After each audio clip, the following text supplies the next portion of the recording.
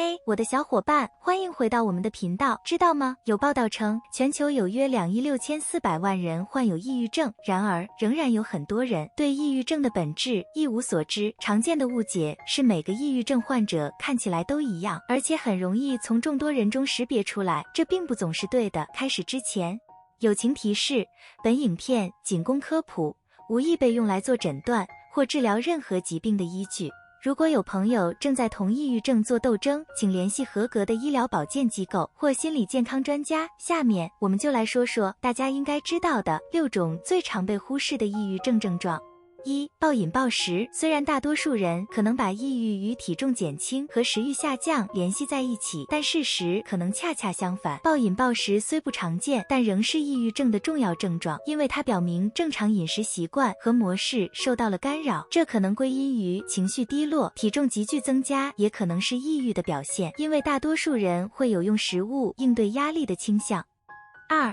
过度睡眠。另一种不太为人所知的抑郁症症状是过度睡眠或是睡症。尽管抑郁症患者更常见的症状是失眠，也就是说大部分时候无法入睡，嗜睡症仍然被认为是一个人可能精神不健康的警告信号。为什么呢？因为突然想把大部分时间花在睡觉上，意味着情绪崩溃、疲劳、精力不足、情绪消极、缺乏动力，最重要的是抑郁的情绪。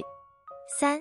滥用药物。虽然吸毒或酗酒的人可能不会马上被认为实际上是在呼救，特别是如果他们经常这样做或在派对上这样做，仔细观察这种行为很重要，只是为了确定他们是否正常。毕竟就像过度睡眠或暴饮暴食一样，有人经常求助于毒品或酒精来帮助应对强烈的悲伤、空虚和孤独。4. 危险行为。和吸毒类似，有人可能会认为那些酗酒、吸毒、做危险行为但令人兴奋的事情的人，只是在找乐子、寻开心。然而，这些行为都可能是绝望、自我毁灭和自杀意念的反应。危险的行为，如殴打、醉驾、打架、频繁发生无保护措施的性行为、偷窃、蓄意破坏、吸烟等，可能是故意把自己置于伤害的方式，也可能意味着正陷入更深的抑郁。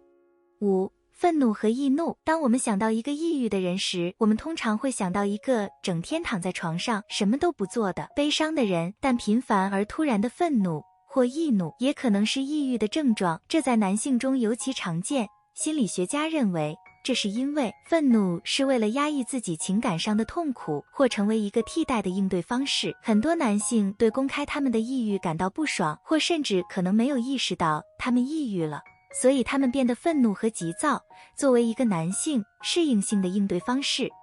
6. 无法控制的情绪。除了愤怒和易怒，人们在与抑郁做斗争时，也可能变得情绪失控。